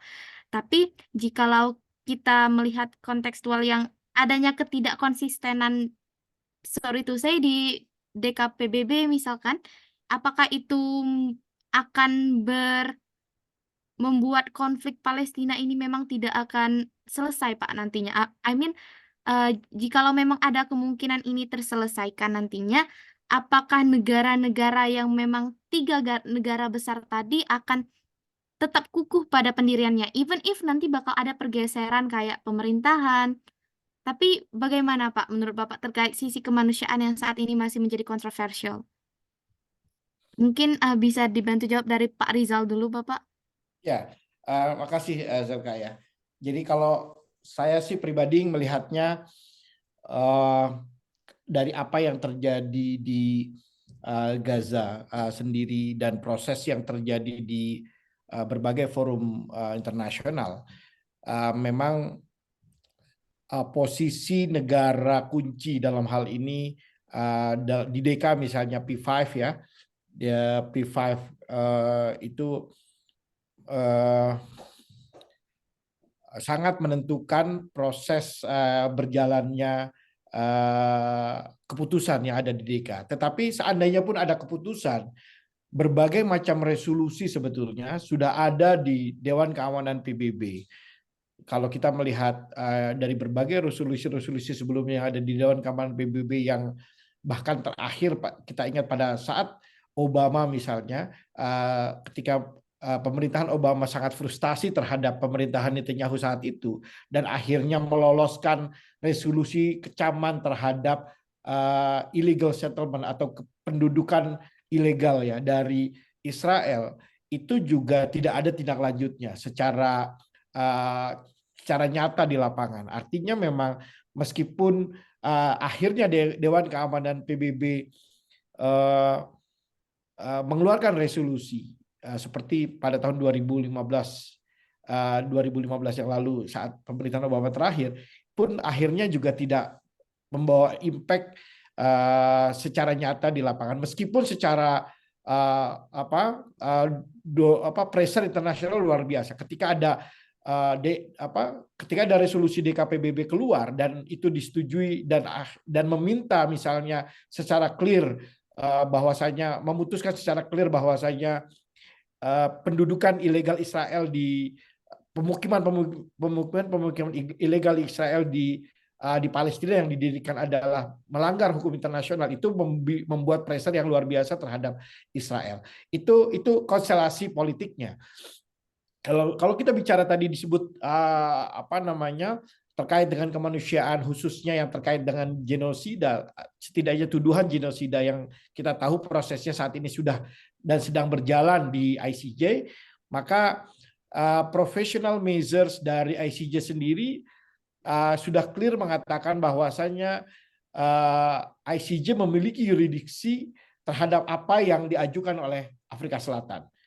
Awalnya kan Israel bersikukuh bahwasanya ICJ tidak punya yurisdiksi terkait dengan apa yang diajukan oleh Afrika Selatan.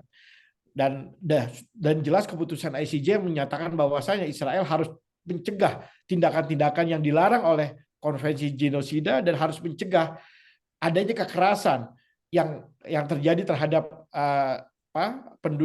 rakyat Palestina di Gaza. Jadi itu adalah keputusan, walaupun itu adalah professional measure dari ICJ, tapi sangat clear menjelaskan bahwasanya apa yang dilakukan oleh Israel bertentangan dengan Genocide Convention yang ada dalam hukum internasional. Meskipun ya dengan catatan bahwasanya tidak di professional measure itu sama sekali tidak disebut bahwasanya Israel harus menghentikan operasi militernya, karena sebetulnya itu yang ditunggu dan dibutuhkan oleh dunia saat ini, di mana ICJ memutuskan memerintahkan Israel untuk menghentikan operasi militernya, sehingga betul-betul ada kekuatan hukum internasional yang clear yang menyatakan bahwasanya Israel harus menghentikan operasi militernya sehingga kekerasan di Gaza segera berhenti. Namun itulah yang terjadi saat ini, teman-teman. Jadi konstelasi dunia tatanan global order saat ini betul-betul sangat dipengaruhi oleh posisi dari beberapa negara. Dalam hal ini negara-negara kunci yang memang yang saya tadi sebutkan adalah mereka-mereka yang menang perang pada saat Perang Dunia Kedua dan membuat aturan main di dalam tatanan global, dalam hal ini Dewan Keamanan PBB dan organ-organ PBB lainnya. Nah, selagi belum ada perubahan yang nyata dari konstelasi politik posisi masing-masing negara, maka tidak bisa dibayangkan adanya perubahan yang mendasar di Gaza dalam waktu dekat. Maka memang pressure tadi disebut misalnya peran pemuda. Saya sepakat bahwasanya saat ini yang harus terus digerakkan adalah pressure dari masyarakat sipil di seluruh negara, khususnya di negara-negara seperti Amerika, UK, Prancis dan lain-lain, di mana pressure yang luar biasa dari masyarakatnya, karena mereka adalah negara demokratis, maka mau tidak mau mereka harus mendengarkan suara dari rakyat negaranya sendiri. Nah, mobilisasi pressure dari kepada rakyat masing-masing negara yang tentu memiliki peran penting dalam tatanan global saat ini menjadi sangat penting. Itulah saya rasa peran yang bisa dimainkan oleh pressure group atau masyarakat madani dengan koneksi yang mereka punya, dengan networking yang mereka punya. Itu adalah salah yang saya lihat peran yang bisa dimainkan oleh organisasi-organisasi kepemudaan dan organisasi-organisasi sipil lainnya. Bagaimana membuat pressure terhadap pemerintah-pemerintah yang memiliki pemerintah-pemerintah yang merupakan negara kunci dalam upaya menyelesaikan segera masalah kekejaman di Gaza ini. Nah, terkait tadi ada satu yang saya boleh angkat sedikit mungkin terkait dengan konstelasi di Timur Tengah, khususnya yang memiliki hubungan diplomatik. Jadi saya bicara dengan banyak orang di Turki misalnya, dan mereka sangat mengapresiasi peran kita, peran Indonesia di dalam untuk urusan masalah Gaza ini. Apalagi mereka tahu bahwasanya kita tidak mengakui negara Israel hingga saat ini. Jadi bahasa kita kan selalu selagi Palestina belum merdeka, maka kita bukan saja kita tidak mempunyai hubungan diplomatik, tetapi kita tidak mengakui Israel sebagai sebuah negara. Itu adalah posisi dasar Indonesia yang sangat dihormati, sangat diapresiasi oleh masyarakat internasional, khususnya termasuk diantaranya di Turki. Karena mereka tidak bisa melakukan itu. Karena dengan situasi kondisi mereka, dengan letak geografis mereka, mereka mau tidak mau ada kepentingan strategis untuk membuka hubungan diplomatik dengan Israel. Kalau kita kan tidak memiliki, karena kita secara prinsip memang tidak bisa itu adalah apa yang sudah disebutkan dalam konstitusi kita, di mana kita tetap menghormati atau kita menjunjung tinggi perdamaian dunia dan kita menolak segala jenis kolonialisme, karena kita melihat bahwasanya apa yang dilakukan Israel di Palestina adalah bentuk kolonialisme, maka kita tidak bisa mengakui Israel dan tidak bisa membuka hubungan diplomatik dengan Israel karena posisi dasar itu. Dan ini yang sangat dihargai saya rasa oleh negara-negara di Timur Tengah, bahkan oleh rakyatnya, maksud saya oleh rakyatnya ketika saya bicara dengan mereka, karena mereka melihat bahwasanya kepentingan ideologis dan konstitusional dari Indonesia mengalahkan kepentingan-kepentingan pragmatisme, yaitu kepentingan ekonomi, kepentingan geostrategis dan lain sebagainya. Jadi kita yang menavigasi politik luar negeri kita sangat mendasar, yaitu aspek konstitusi kita, larangan kita untuk berhubungan dengan negara-negara kolonialisme. Jadi itulah yang membuat kita menafikan atau menegasikan bahkan kepentingan-kepentingan sesaat, kepentingan pragmatisme, termasuk kepentingan ekonomi. Karena kalau saya lihat, even mereka yang memiliki hubungan diplomatik, mereka tidak bisa berbuat banyak kepada Israel. Ya, apakah itu United Arab Emirates yang kemarin mencoba juga mendorong kita membuka hubungan diplomatik misalnya, tapi pada kenyataannya mereka juga tidak bisa berbuat banyak ketika apa yang terjadi di Israel saat ini, gitu, di Gaza saat ini. Begitu pula dengan negara-negara lain yang mempunyai hubungan diplomatik, ya Mesir diantaranya, Turki, Jordan, dan beberapa negara Timur Tengah. Jadi apakah memiliki hubungan diplomatik menjadikan sebuah negara memiliki leverage kepada Israel? Saya rasa jawaban saya hingga saat ini saya lihat belum. Jadi kalau kita misalnya mau menggadaikan dalam tanda kutip harapan kita untuk bisa berbicara dengan Israel dengan membuka hubungan diplomatik dan diharapkan dapat mempengaruhi kebijakan Israel, kalau menurut saya agak jauh gitu. Tetapi malah yang kita korbankan adalah prinsip yang sangat mendasar, yaitu kita tidak mengakui adanya kolonialisme yang merupakan sangat mendasar dalam konstitusi kita. Itu jawaban mungkin atau tanggapan saya dari berbagai tadi diskusi yang telah dilakukan. Makasih. Baik, Bapak Rizal, terima kasih banyak atas jawabannya Bapak. Mungkin sedikit tambahan bisa disampaikan oleh Pak Adlan atau Pak Albert. Silakan jika ada tambahan atau cukup, Pak.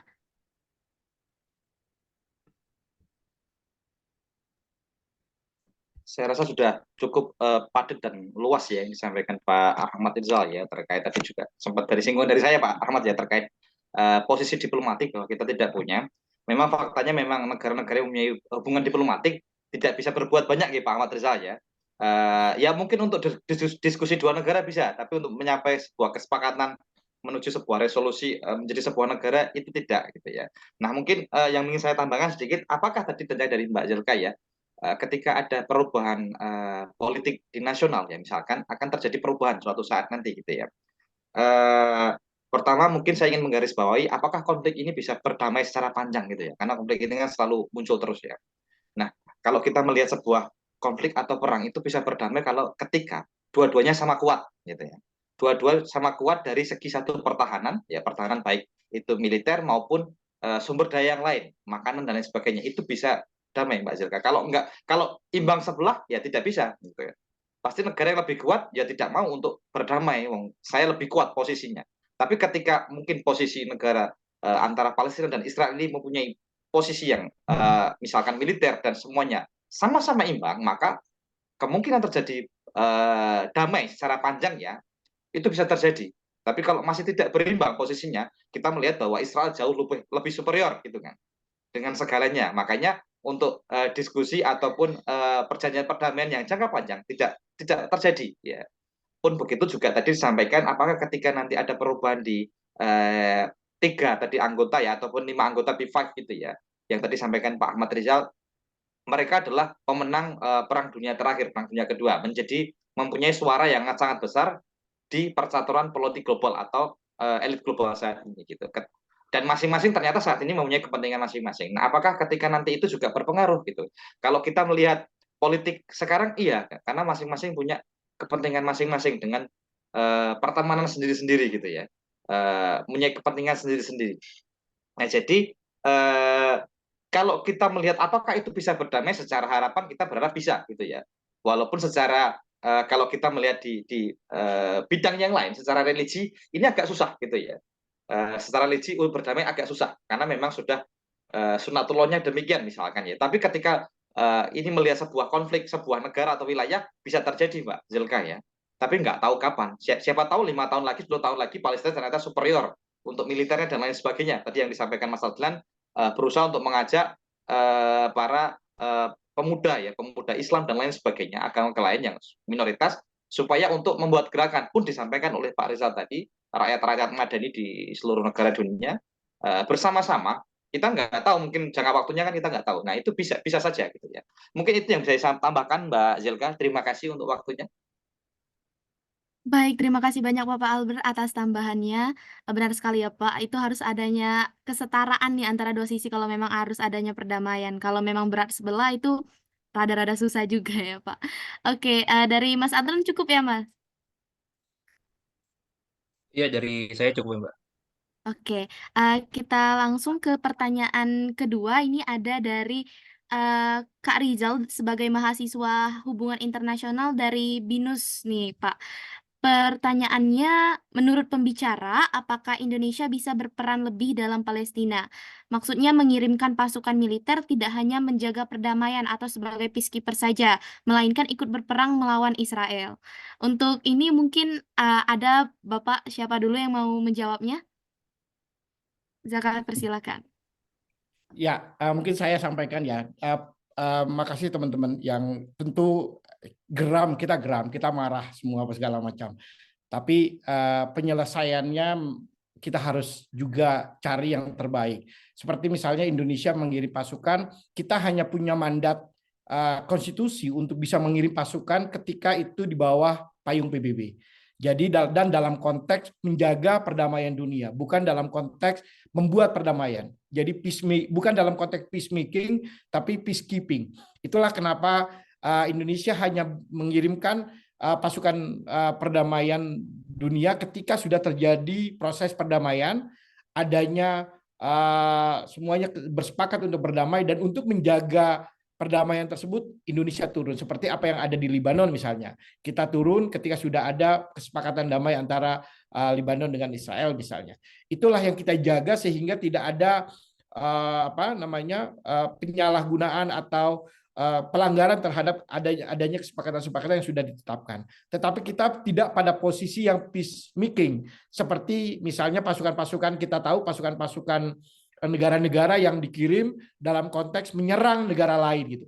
Kita tidak secara konstitusi kita tidak boleh melakukan itu dan memang itu bukan nature negara kita yang secara agresif menyerang negara lain tanpa mandat yang jelas dari Dewan Keamanan PBB. Itu posisi dasar kita, Zelka. Baik, terima kasih banyak Pak Ahmad Rizal atas jawabannya ya Bapak. Oke, ini mungkin untuk pertanyaan terakhir, pertanyaan ketiga ada melalui dari WhatsApp, ini disampaikan ke Zelka. Mungkin untuk pertanyaan ketiga bisa dibantu jawab kepada Bapak Adlan Atori, nanti bisa ditambahkan oleh Bapak Albert ya Pak. Untuk pertanyaannya itu, kenapa Indonesia atau Turki ataupun negara yang mayoritasnya Muslim itu tidak bisa menyelesaikan masalah atau penengah dalam Palestina secara signifikan. Sedangkan negara non-Muslim seperti Cina dan Rusia misalnya, mereka bisa mendamaikan Afghanistan, Arab, Irak, dan lainnya. Pertanyaan ini disampaikan oleh Bapak Robi sebagai dosen Universitas Satya Negara Indonesia. Kepada Bapak Adlan mungkin bisa dibantu untuk menjawabnya, Pak. Terima kasih. Iya, mungkin lebih kepada ini ya, Pak, ya, peranan dalam sebuah negara kekuatan ya. Karena melihat dari sekarang pasca Perang Dunia Kedua, ini kan negara-negara Muslim ataupun bekas jajahan Ottoman lah ya. Ini mempunyai kelemahan secara SDM, militer dan semacamnya. Dan begitu juga kita melihat Cina dan Rusia ini kan sebuah negara yang memiliki yang superpower. Mereka yang mempunyai kebijakan ekonomi yang kuat, militernya dan semacamnya. Kalau negara-negara Muslim ini kan agak kurang bisa untuk bisa menghadapi akan hal itu. Akan banyak lebih sensitif jika melakukan eh, apa ya bahasanya melakukan perdamaian. Mungkin lebih secara soft lah, lebih secara soft. Tapi kan kalau Cina, Rusia ini kan mereka ini kan udah menempatkan posisi-posisi diri mereka di beberapa negara dan itu bisa mereka tekankan hal itu di belakang layar ya. Mungkin itu di belakang layar. Tuh. Mungkin ada tambahan dari Pak Albert juga mungkin, Pak. Baik, terima kasih Mas Adlan ya untuk pertanyaan juga terima kasih tadi dari dosen Satya Negara Mbak ya. Baik, yang pertama adalah tadi ya posisi mungkin untuk Indonesia atau Turki tadi sudah disampaikan oleh Pak Ahmad Rizal bahwa kita itu mempunyai tugas di bawah PBB itu sebagai peacekeeping gitu ya Pak Ahmad Rizal ya, benar ya. Dan saya membaca memang Indonesia tidak bisa datang ke sana untuk mendamaikan. Nah, itu bukan posisi negara Indonesia. Dan juga tadi secara sejarah kita memang tidak pernah melakukan seperti itu gitu ya. Jadi memang kenapa kok Rusia bisa, misalkan Cina bisa dengan segala faktor yang sangat berbeda. Misalkan demikian tadi sampaikan Mas Adlan ya. Kedua negara tersebut ya tadi juga merupakan anggota P5 ya Pak Ahmad Rizal yang mempunyai posisi yang berlawanan dengan US dan kawan-kawan gitu ya. Mereka posisi yang sangat berlawanan. Nah, iya memang kalau kita melihat misalkan contoh Rusia yang kerap kali hadir di Timur Tengah ya, yang terakhir di Suriah ya, yang mereka bisa menempatkan militer mereka di negara sana untuk membantu menjaga perdamaian misalkan. Dan kebetulan itu berhasil gitu Mas Ratan ya. Ya karena memang mereka negaranya sudah sangat kuat di bidang militer dan mereka mempunyai memang istilahnya tupoksinya memang di situ membantu perdamaian gitu misalkan. Nah, kenapa mereka tidak menempatkan misalkan militer mereka ya Rusia sama Turki ini mengirimkan untuk ke Palestina misalkan? Ya, pertama mungkin memang tidak ada perjanjian G2G ya antara kedua negara ya. Karena biasanya sebuah negara itu datang karena permintaan dari sebuah negara gitu Mas. Ya, nanti saya dikoreksi kalau salah ya. Misalkan dari Palestina sama Rusia atau sama Cina belum mempunyai kerjasama itu. Makanya mereka tidak serta-merta datang gitu ya. Nah, kalau kita juga sempat melihat tadi juga ada pertanyaan kenapa Indonesia enggak gitu ya. Nah, sempat ketika konflik yang terakhir terjadi yang cukup panjang 1 bulanan itu, Afghanistan kalau tidak salah ya, sempat pemerintahnya speech ya, kalau kita diizinkan kita ingin masuk gitu kan. Yang intinya adalah tidak segampang itu untuk masuk gitu kan. Iya, Ada betul. prosedur gitu ya. Afghanistan kalau salah, kalau kita diizinkan masuk, kita akan masuk membantu ke sana. Berarti kan tidak serta-merta, ayo kita berangkat dengan 50 batalion misalkan gitu ya. Ke sana gitu kan nggak semudah itu, apalagi itu sudah wilayah sebuah negara yang berbeda gitu ya. Yang perlu digarisbawahi juga tadi, apakah kekuatan militernya juga berimbang gitu ya. Kalau masuk tidak berimbang melawan misalkan Israel ya, ya istilahnya setor nyawa gitu kan ya. Kita menyerah pada keadaan harusnya berimbang. Nah itu jadi tidak semudah itu. Kenapa juga pertanyaan juga kenapa Turki tidak memberikan bantuan militer atau membantu perdamaian? Saya tidak tahu di Turki, yang jelas Indonesia memang keeping peace ya, menjaga perdamaian. Ketika tadi sampaikan Pak Ahmad Rizal ke Lebanon, ketika perdamaian itu sudah terjadi ya. Nah, kita menjaga supaya perdamaian itu terus berlanjut. Nah, sementara kan di Gaza ini kan belum ada perdamaian ya, belum ada diskusi yang perdamaian secara panjang.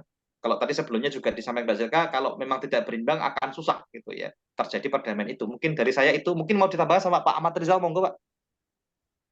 Ya, makasih.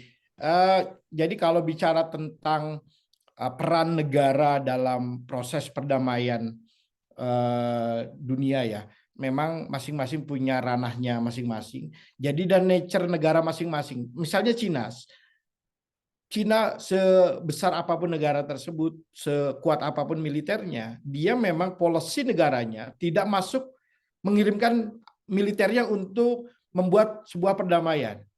Sampai di Afghanistan pun Cina nggak mengirim pasukan, tapi melakukan upaya-upaya diplomasi sehingga proses perdamaian bisa didorong.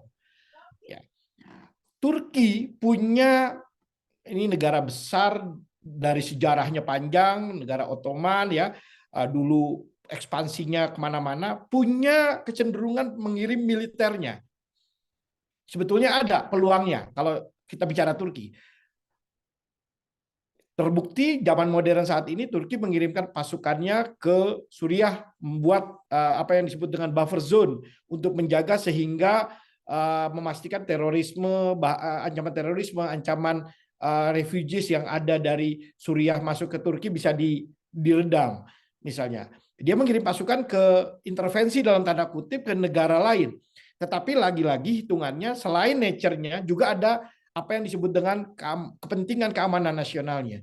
Jadi kalau sudah menyangkut kepentingan keamanan nasional, maka mungkin sebuah negara mempertimbangkan untuk masuk mengintervensi dalam tanda kutip dengan kekuatan militernya ketika dia memiliki kekuatan militer tertentu yang dia hitung ini bisa menandingi atau setidaknya mampu ya itu menandingi, kalaupun tidak menang secara militer tetapi paling tidak menandingi seperti itu ya. Tetapi ketika dia tidak punya kepentingan keamanan nasional, nah ini saya lihat tidak secara langsung Turki memiliki kepentingan keamanan nasionalnya di konflik Israel-Palestina. Berbeda dengan di Suriah karena itu memang betul-betul berbatasan dengan Turki gitu. Jadi hal-hal yang mempengaruhi sebuah negara apakah akan melakukan intervensi dan lain sebagainya tentu adalah konstitusinya masing-masing negara, di mana kalau konstitusi negara kayak Indonesia tidak memungkinkan melakukan itu, karena kita tidak memungkinkan melakukan peace making, kita hanya bisa melakukan peacekeeping di bawah naungan PBB, di bawah mandat PBB. Seperti juga Cina, dia tidak punya nature negara tersebut untuk mengintervensi atau mengirim pasukan untuk menyerang negara lain. Itu adalah sejarahnya dan memang situasinya, tapi juga kepentingan nasional sebuah negara. Jadi keamanan nasional, sepanjang keamanan nasional sebuah negara tidak terancam, ya. Indonesia mungkin walaupun secara nature tidak pernah tidak menyerang negara lain, tetapi kalau sudah pada satu titik keamanan nasional Indonesia terancam oleh negara lain, ya kan, maka potensi untuk mengirimkan militernya ke negara lain tersebut untuk menyerang mungkin ada, karena di situ ada keamanan nasional yang terancam. Itu yang saya lihat konstelasi politik dan militer ketika kita melihat bagaimana sebuah negara bisa mengirimkan atau tidak mengirimkan kekuatan militernya ke negara lain. Begitu Zelka dan teman-teman. Baik, terima kasih banyak atas jawabannya Bapak Rizal, Pak Adlan, dan juga Bapak Albert. Itu mungkin sesi tanya jawab kita untuk sore hari ini. Berhubung tadi ada sempat juga teman yang bertanya melalui kolom chat, tapi ini pertanyaannya sejenis dengan yang kayak pasukan Indonesia sebelumnya yang jadi kayak peacemaker tadi. Mungkin karena itu jawabannya sudah terjawab sebelumnya, kita cukupkan sampai di sini dulu ya Bapak. Terima kasih banyak Zelka ucapkan kepada para pembicara kita siang hari ini dan juga teman-teman yang sempat bergabung dalam agenda International Politics Forum. Terima kasih dan semoga ilmu dan materi yang disampaikan pagi hari ini, sore hari ini dapat berguna untuk kita ke depannya dalam memandang kontekstual Palestina saat ini, terkhususnya anak-anak muda nih, karena pemegang perannya juga anak muda sebagai tracker dalam hal ini. Kepada Pak Rizal, Pak Albert, dan juga Pak Adlan, terima kasih banyak Bapak atas waktu dan juga ilmu yang sudah dibagikan ke kita semua. Kami dari International Politics Forum mohon maaf jikalau ada kesalahan dan juga mengaturkan ribu terima kasih. Sekian dari saya sebagai moderator, Zelka Dapala pamit undur diri. Wabillahi taufiq wal hidayah. Wassalamualaikum warahmatullahi wabarakatuh. Waalaikumsalam warahmatullahi wabarakatuh. Pamit ya Terima kasih teman-teman. Pak Ahmad Rizal, Terima kasih Mas banyak. Adlan, Ya, Terima terima kasih kasih banyak, Pak. Pak. Terima kasih banyak, Mas Sena. Ya. Yuk. Mas Sena.